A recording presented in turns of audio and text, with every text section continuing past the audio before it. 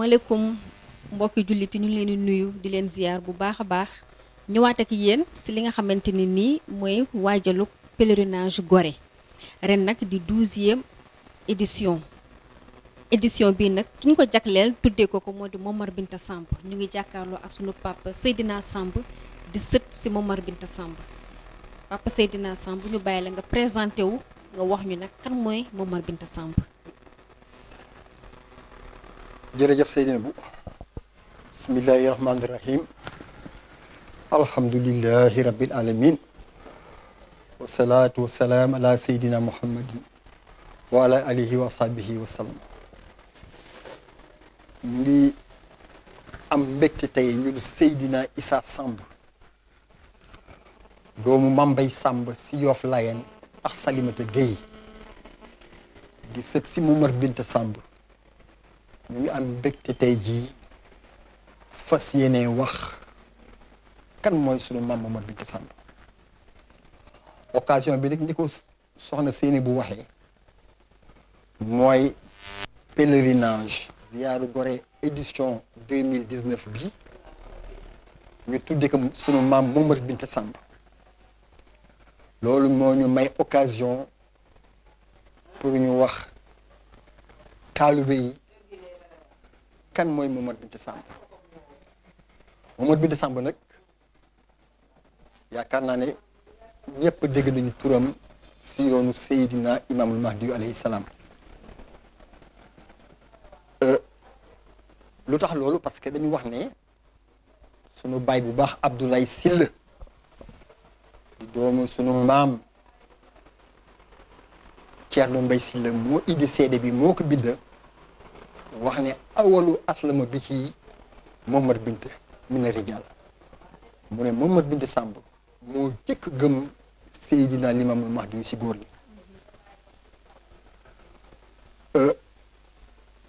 loolu nag mu nekk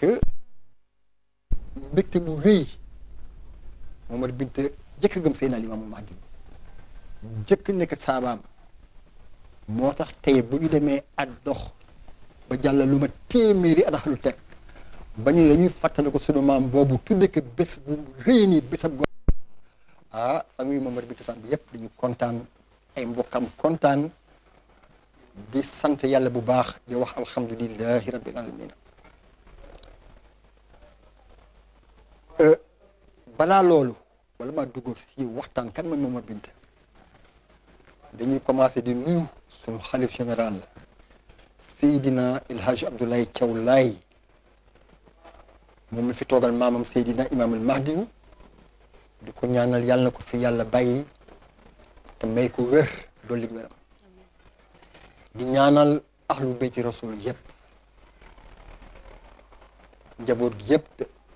Ahmadou Makhtar Ibnu Seyna Mandione ak Mouhamadou Bachir Laye ak seeni rakk góor ak jigéen ñu ngi leen di ziyaar di leen ñaanal yàlla def bàyyi leen fi yàgg leen fi lool may leen wër dafa leen jàmm. ñu ngi nuyu mbokk yëpp nuyu taalibe yëpp également communauté Layène bépp ñu ngi leen di nuyu di beral sargal ak ngërëm si kuréel bi ñuy wax Nourul Mahdi. Nourul Mahdi yàgg naa jiyaar si yoonu Seydina Imaamul Mahdi yàgg naa liggéey def ko si sutura si discrétion ñu ngi si terrain bi di jëf kenn déggu leen si werante kenn déggu leen si lu dul si lu baax. yaakaar naa ne ak yi ñu génne yëpp li gën a siiwal oote bi seen liggéey si la bokk damawuñu ko mais dañ ko def encouragement di continuer di liggéey pour que lépp li nga xam ne moom la Seydina Limaamu indi woon alayhi salaam. donc tey jii bu fekkee ne ñoom dañu décidé ne si édition 2019 bi lañ koy tudde sunu maam Momar Binta amal nañ leen ngërëm amal nañ leen sant cant. kan mooy Momar Binta Samb. yaakaar naa ne saaba yi Seydina Limaamu ñoom ñëpp dala si Momar Binta ba si ñoom ñëpp daal yàlla rek mu leen xam tey jii damay jéem rek wax li may wax nag fekkuma ñu bind ko ci téere yi booy seet dama ko force ci axlu laayeen for ko également ci samay wayjur ñuy wax sama wayjur bu góor di doom ci Momar Binta daanaa dégg muy wax ci baayam donc loolu laa for jële ki également ci li mbokk yi wax ak li waykat yi wax ci sunu maam Momar Binta ci laa mën a sukkandiku pour wax ne kan mooy Momar Binta Samb wax naa ne neexu ñoo xam te ñun taalibe yi surtout ñun génération yi amal nañu saabay Seydina Limaamu njukkal lu rëy war nañ leen a sant parce que ñi si ëpp si ñun dañuy juddu doon na leen nekk ay Layeen waaye ñoom neexu ñoo xam ne ma waxoon sànq rek yàlla rek moo leen xam libaas ñang mu baax mi dafa wax ne ñi fekk woon ba limaamu di oote limaamu alayhi salaam ba Mahdi yu oote raw nañu ñu ngay daw te moom mu ngi daagu kañ la ñuy dabee kon donc muy Momar Binta Samb muy bépp saabu Seydina Limaamu wala saabu Seydina Issa Rouhou Laye ñun amal leen jukkal parce que dañu gëm ba muy metti ñu nga gëm ànd ak seen a ngëm ba yow ba uy ji suñu borom ñun nag ñu ngi daagu te ñoom dañu doon daw kon kañ la ñuy dabe kon nag war leen a sant di leen fàttaliku nii Nuurul Mahdi def war fu ñu toll di leen ñaanal yàlla yokk seen leer donc Momar Binta Samb waxtaan wi day nekk ñetti parti naa wax cosaanam wax kuy Momar Binta nu mu ànde woon Seydina Limaamu pour tëj cosaanu Momar Binta Samb dañu wax ne mu ngi juddoo Yoof mu ngi jàpp 1840 si la juddoo fii si Yoof way juróom bu góor tudde Mbay Mungaate Samb way juróom bu jigéen tudde Binta Nduur ñoom ñaar ñëpp nekk ay waa Yoof Momar Binta dafa bokk ci famille bu rëy ñu di ko famille Sambeenu Malik ci taarix ci histoire dañu wax ne maamam bu ñuy wax Malik Samb moo jóge woon Bawol ñëw installé Yoff maam jooju nag dafa nekkoon xaafizul xuraan ku jàng alxuraan yor daara ñu ñëw Yoff dal ci pencam ndenaat di fa jàngale alxuraan bu ñu demee ba daara ji xat ki nekkoon jaraafi Yoff jamono boobu ma joomul ma ne Mbuuri Jeey Mbengal moo ko jàppale may ko autorisation pour mu sanc quartier boppam si loolu la ñu waxee ne en 1609 la sunu maam Malick Samba sant Ndëngaañ sanc Ndëngaañ quartier Ndëngaañ si Yoff sunu maam Malick Samba moo ko sanc daldi ubbi daara si biir quartier bi mais ba mu ubbee daara fara tànk bi nga xamee ne moo fi toogaloon dameelu Kayoor boobu Yoof ak tànk yëpp Ngor Wakaam ñu ngi nekkoon si kilifteefu dameel du Kayoor booba diine l'islam duggagu fi wala dafi door a dugg fara tànk bi wax Malick pour mu tëj daara ji Malick ne du ko tëj mu rendre compte dameel du Kayoor ñu envoyé fi ay soldats ñu ñëw xeex ak Malick ak njabootam Malick ak njabootam mënuñu woon a dékku soldats yu jóge yu bari yu jógee Kayoor ñëw mais def nañ fa jaloore goo xamee ne ba tey waa Yoff ñu ngi koy fàttaliku moo taxoon taawam bu góor te doon baacooy ñu di ko tudde baacooy ñeyu Ndëngaañ parce que dañ fa def résistance boo xamee ne ba tey jii waa Yoff ñu koy fàttaliku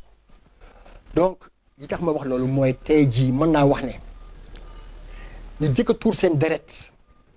pour islam samp fii si Yoff ay maami Momar Binta la donc Momar Binta dañoo xam cosaanam si xeex pour l'islam. Beneen fait bu ñu war a wax également boo xamee ne dafa nekk lu réussite histoire Yoff mooy Yoff bi mu bëggee jël indépendance am par rapport ak Damel du Kayor Yoff dafa mëne xeex bu ñuy wax la bataille de Jamboor am naa yaakaar ne c'est vers les années 1740 xeex boobu ñu ko defee fii si Yoff ou bien si booru Yoff parce que soldaaru Damel yi mënuñu woon a dugg Yoff booba ku ñuy wax Aal Samba di maam si Momar Binta moo doon jaraafu Yoff Aal Samba si famille Momar Binta ak Baacooy Samba Baacooy bi nga xam ne moo jur Mbay mu ngaate jur Momar Binta booba Baacooy maamam direct donc maam yi Momar Binta direct à peu près une vingtaine d'années la am boo mu ne amoon na fanweeri at Baacooy donc moo mobilisé xale Yoff am na ñu wax ne matuñu sax 30 personnes ak jàppaleeg Aal Samba mi doon jaraaf ji ak saltige Manjalu ji Juuf ak yeneen nit boroom domba tàng Yoff yi ñu def xeexu baatin ñu gagné Damel donc noonu la Yoff amee indépendance par rapport au Damel du Kayor donc Yoff bu amee indépendance ba mën a libre grâce en partie à la famille de Momar Binta ay maamam donc ñaari fee yooyu rek doyoon na pour wax kan Momar Binta ak ban yan tànk la ay maamam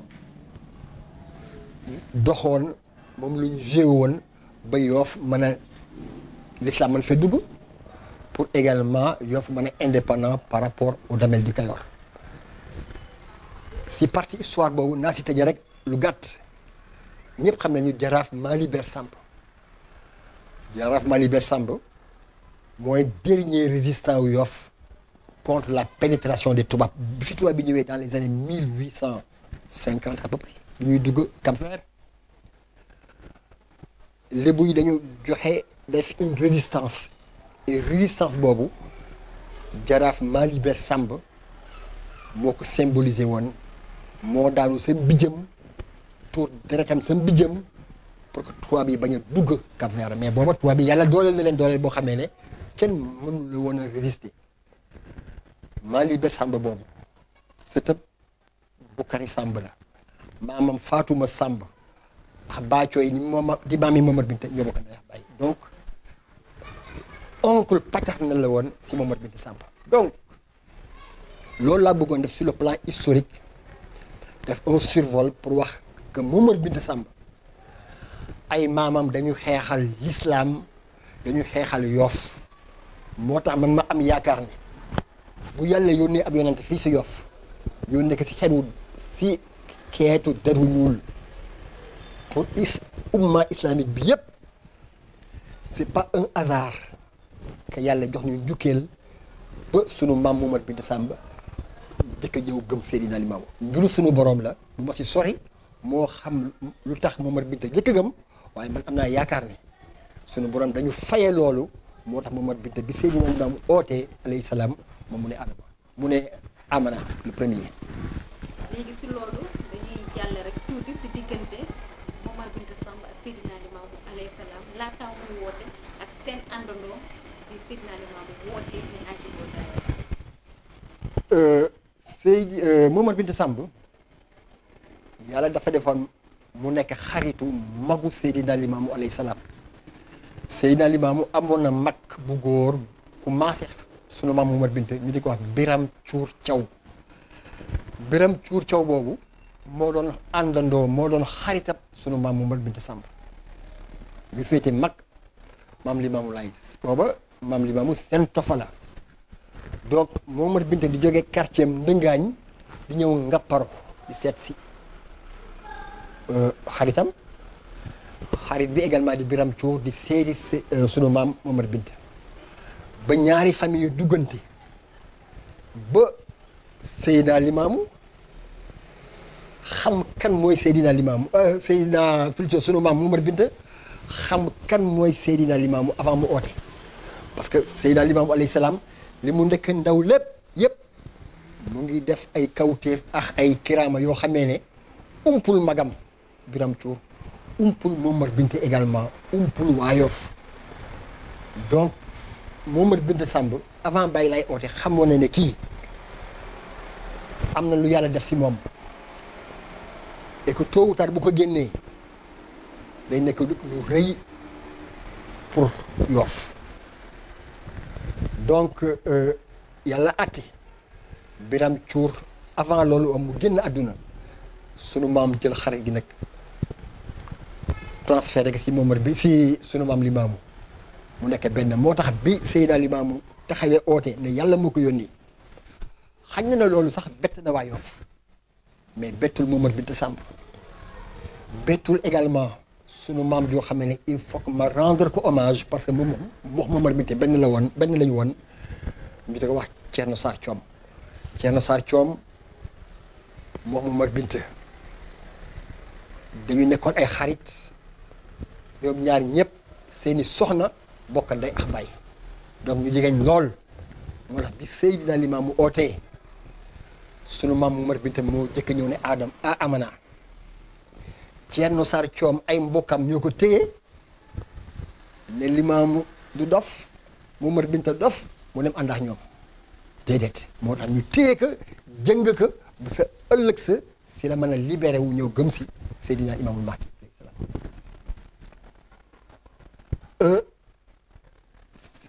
deuxième partie waxoon naa ne dañu si wax nu mu collaboré ak Seydina Limaamu moom sunu maam ay xarit la ñu woon gëm na ko également Momar Binta dafa dal di taxawaay boo xamee ne taxawaayam njàmbaar parce que boobu metti na yàllaa ma yónni mbabba mi metti na si biir Yoff metti na faneen Momar Binta nag war a jóg taxaw mais yàlla atte na yàlla mayoon na ko ñëpp respecté ko mu nekk juddub Yoff am fulla nekk ku ràññee lool kenn yabu ko si Yoff te toujours fu dëgg ga nekk fara daan taxaw mu jaral ko lu nekk donc dafa taxaw jàppale Seydina Limaamu si aw fitam si dooleem te bañu si dara noonu la taxaw wax Seydina Limaamu Mahdi Seydina Limaamu également alayhi salaam delloo ko njukkal boobu defal ko une confiance totale lépp loo xamee ne Baye Laye mu ngi siy dox pour dëgëral ooteem lépp loo xam ne mu ngi koy jëf si Yoff wala faneen si daan jiital sunu maam Momar Binta Samb chargé na ko ay mission ay yoon si biir Yoff chargé na ko ay mission également mu dem Ndakaaru wala yeneen dëkk pour doxal ko mission yooyu d'ailleurs dañu wax ne kiraama bi Seydina Limaamu jëkk a def miracle bi mu jëkk a réalisé mu ko defee si sunu maam Momar Binta Samb parce que dafa xëy yónni ko Ndakaaru si commencement oote bi xam naa ne booba ñoom ñaar ñoo bokk fu ñuy fanaan parce que sunu maam Momar Binta dafa jóg yàkkamti jël manaanu Seydina Limaamu sàngoo ko jaawaar lekax bu sam te malaan boobu dafa amoon ay kawteef yu si nekkoon ba mu génnee Yoff suba teel malaan ba ñettaka Momar Binta daanu suba teel bu waa Yoff fi jóge woon si dëkk bi di jëm Ndakaaru ñoo fekk si yoon wi Momar Binta tëdd ñu xool xàmmee ka ñu essayé yëkkati malaan ma mënuñ si dara waxoon naa ne malaan mi dafa am ay kawteef lu si nekk ñu obligé dellu si Yoff seeti maam Limaamu wax ko maam Limaamu ñëw yëkkati malaan ma Momar Binta jóg door a dem donc kawteef bu rëy boo xamee ne ba tey jii nit ñaa ngi koy fàttali wax nañu également que pour wax ne ni mu jege woon Seydina Limaamu ba natt yu commencé ñetti weer ñetti fan en 1887 donc bi ñetti natt yu commencé Seydina Limaamu jot ndigal suñu boroom pour génn Yoff dafa oo Thierno Sarr Thiom mais oo tamit Momar Binta Samb loolu dañ koy xaw a fàtte xëy na parce que waykat bi indiwul loolu mais dafa oo Thierno Sarr oo Momar Binta Thierno Sarr oo Demba Mbaye Ali Mbaye ak ñi si Demba Mbaye Ali Ablaye Samba ñëw na après ànd ak ñoom ñu génn Yoff bu ñëwee ba jàmmalaay fi ñu denc Seydina Limaamu tey bàyyi laay taxaw ne Momar Binta aw day doo continuer dangay dellu si dëkk ba nga téel ma sama njaboot téel ma sama famille te ku la gis ñu ne bàyyi laay dem na waaye Momar Binta ngi si kër yi si dëkk bi di sàmm njaboot ak Seydina Limaamul Mahdiw dina xam ne lu yàgg yàgg bàyyi laay day dellu si donc loolu moo lay wan ne confiance totale yaa ngi dem xam ne nit ñi xamuñu ndax di nga dellu seen déet mais moom xam ne yàlla xamal naka secret bi moom Seydina Limaamu mu jël Momar Binta nekk dénk naa la sama famille man yaakaar naa ne confiance du passé loolu donc Seydina Limaamu amoon na confiance totale si Momar Binta Samb am na ñuy wax ne taxawaayu Momar Binta si jamono boobu dafa fàttali taxawaayu benn saaba bu mag Umar ibnu Xataab sa première mission ba sa mag taxawaayu Momar Binta dafa fàttali taxawaayu Umar autorité la woon waa Màkk la woon respecté nañu ko woon kenn yebu ko woon surtout te nitu dëgg la woon moo tax ñu bari si mag ñi ñu wax ne dafa fàttali taxawaayu Umar par rapport à la première mission d'ailleurs waroon naa si dikk bu ci kanamee mais si seede kan mooy Momar Binta Samb waa ju baax bindkat bu am solo si diina ji te maa ngi koy nuyu maa ngi saisir occasion bi pour nuyu ko muy Mouhamadou Lay Diop di ko wax Baye Diop rapporté na si ay bindam parce que moom gëstukat la nee ne Seydina Limaamu alayhi salaam daana wax ne taxawaayu Momar Binta da koy fàttali taxawaayu Umar ibnu Xataab donc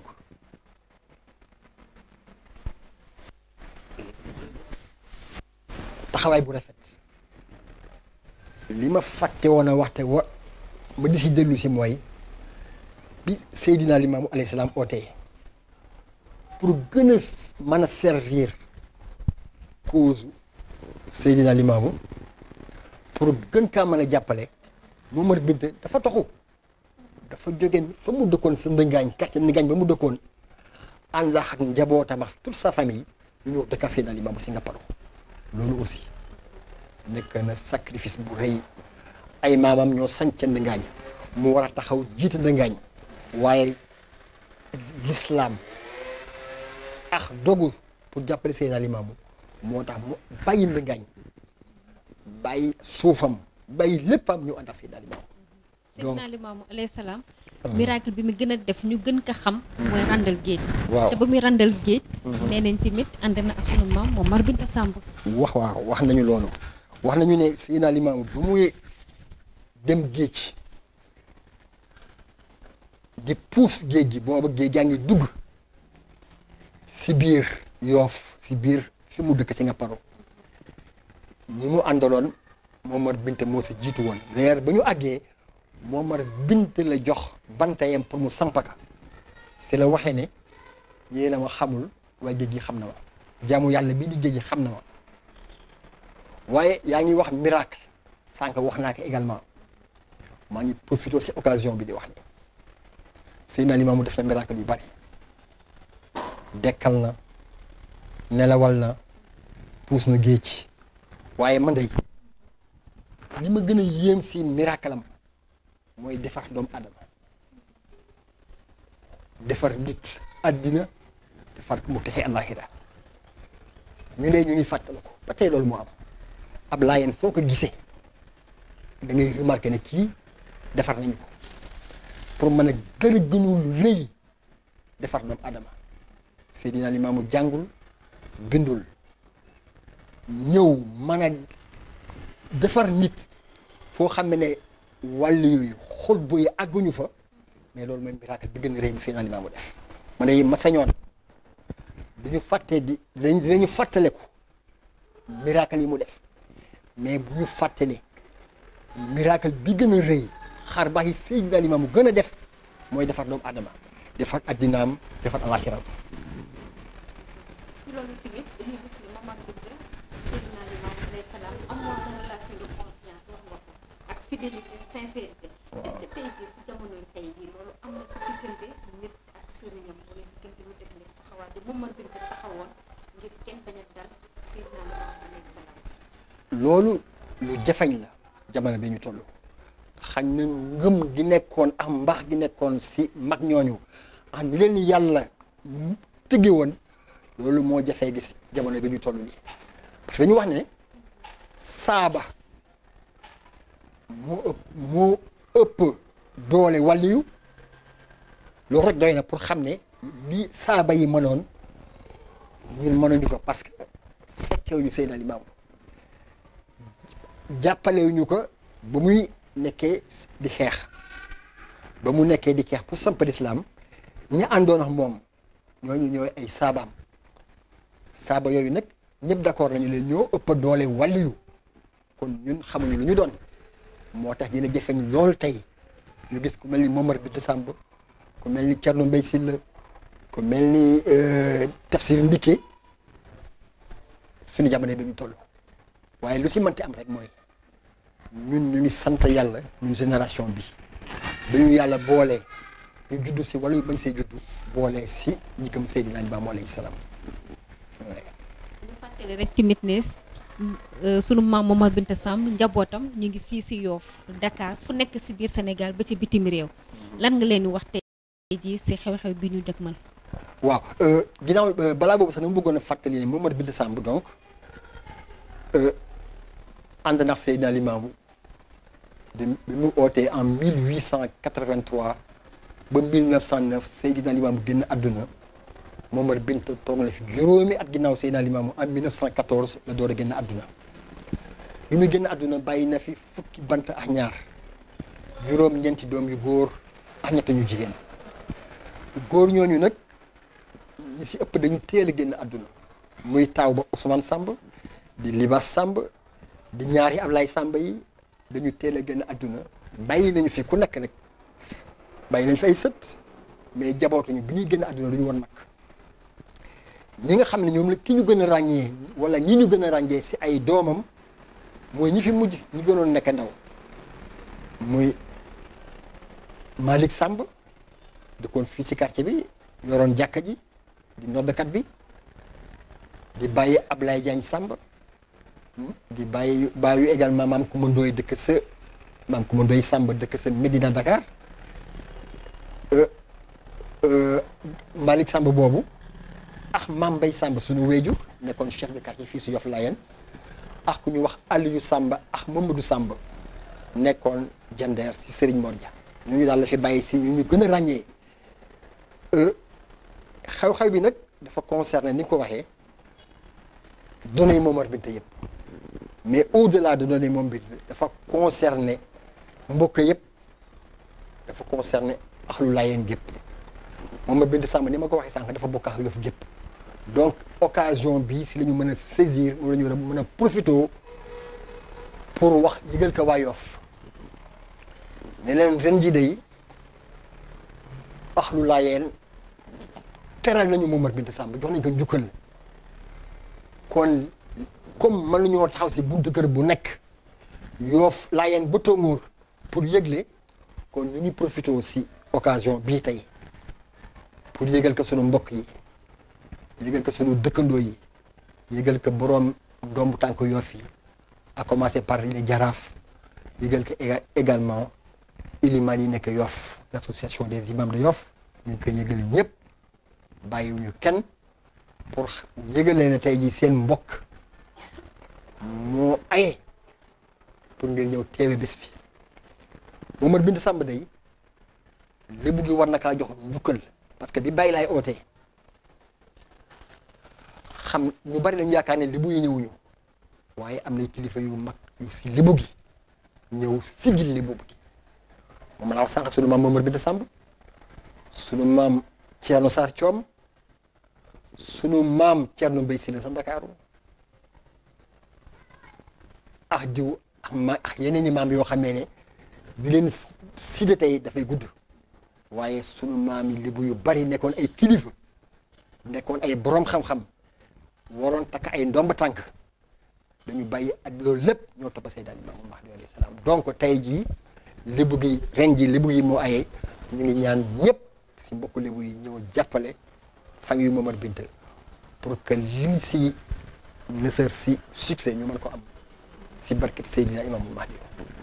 ñu fàttali tamit ne diggante bi amoon si Momar Binta ak rôle bu mu am importance bi mu dox si axlu Laayeen Mame Mbaye Samb tamit doomam nekkoon fii si Laayeen sànq wax nga ko moom tamit amoon na relation boobu ak xalif yi fi nekkoon ginnaaw Seydina Limaamu alayhi salaam moom tamit wóolu woon nañ ko am na tamit taxawaay bu mu taxawee woon si biir diini ji. waaw boo ko nga wax mooy sunu wéyjur Mame Mbaye Samb Mame Mbaye Samb yàlla dafa àtte mu nekkoon chef de quartier bu Laayeen fii de 1968 à 1982 bu mu génnee àdduna bi mu nekkee chef de quartier nag dafa yemoo ak toogaayu Seydina Mandione Laye Seydina Mandione moo ko fal chef de quartier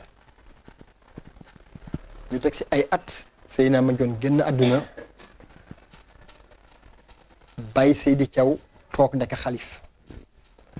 Baye Seydi Thiaw nag dafa nekkoon xaritu moom Mame Mbaye Samb dafa nekkoon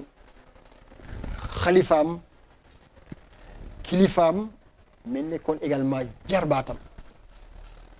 parce que soxna Astulaay Siisi mi nga xamee ne mooy waajuram bu jigéen moo doon jigéenu Mame Mbaye Samb dinaa tax lu tax loolu am ñun ñi ñëpp man ak samay mag ak samay rakk sax Astulaay Siis soxna Astulaay Siis moo ñu ngénte parce que moo doon jigéenu Mame Mbaye Samb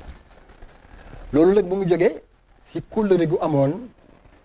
diggante Maam Samb Siis sëta Ngeec ak Momar Binta Samb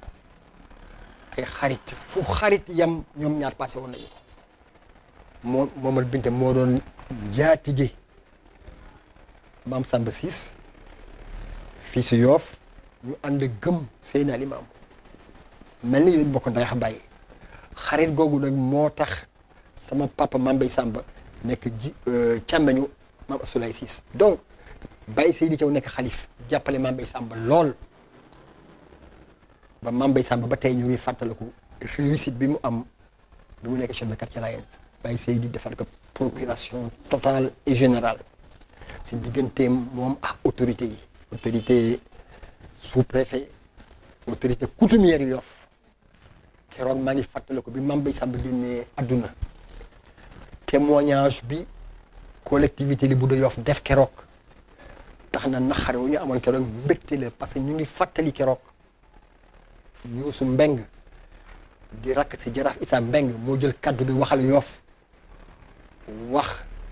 xel mu rafet mi nekkoon si Mame Mbaye Samb ak tànk yu rafet yu mu dox diggante Yoff ak Laayeen ba problème mosu si am mosul ñàkk problème sax waaye Mame Mbaye Samb bu solee dàllam dugg biir Yoff wala waa Yoff ñëw si biir Laayeen da koy aplanir mu gën a rafete donc Mame Mbaye Samb doon na Momar Binta si wax lu rafet jëf ju rafet jàppale ahlu Laay également. diggante boobu tamit bu diggante njabootu Momar Binta Samb ak njabootu Imaamul Mahdi Muntazar mu ngi dox ba tey ji tey la gën a tax dara dañu si daal mi ngi mel ni Momar Binta mi ngi fi. waaye loolu lu am la Seynabou loolu lu wér la sunu jarbaat bu baax di ko wax Momar Sarr ñu xam nga si turu Mor Sarr nekk tey jii si États-Unis sa Amérique moo def gëstu boobu ne ma diggante famille yu Momar Binta